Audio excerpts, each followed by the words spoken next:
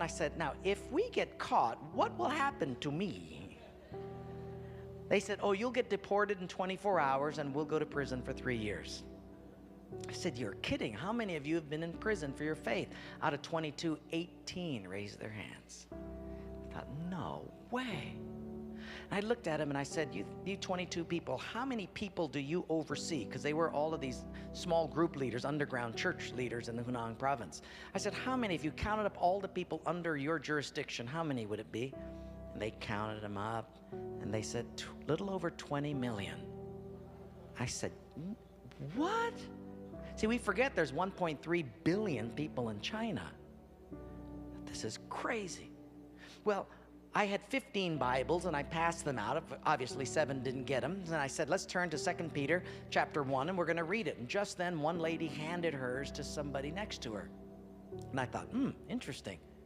Well, we turned there anyway, and as we started reading it, I understood why she gave it away. She had memorized the whole thing. She just recited the whole chapter. When it was done,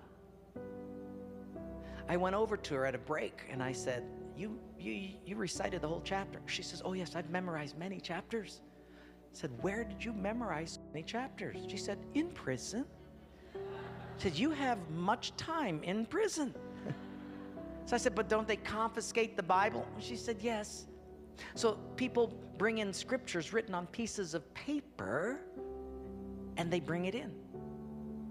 So I said, but then if they find that piece of paper on you, won't they confiscate that? She said, oh yes, that's why you memorize it as fast as you can.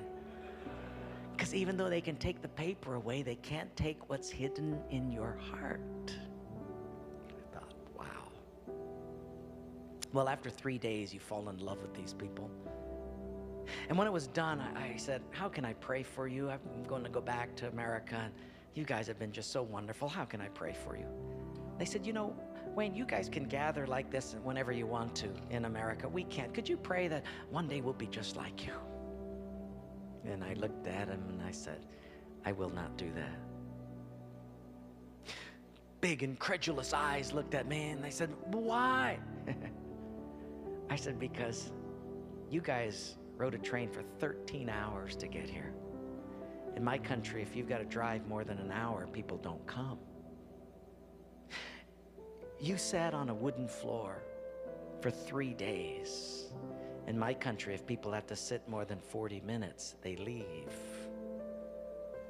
You sat not only here for 3 days on a hard wooden floor, but you did it without air conditioning. In my country, if it's not padded pews and air conditioning, people don't often come back. In my country, we have an average of 2 Bibles per family. We don't read any of them. You hardly have any Bibles, and you memorize them from pieces of paper. I will not pray that we become like, you become like us, but I will pray that we become just like you.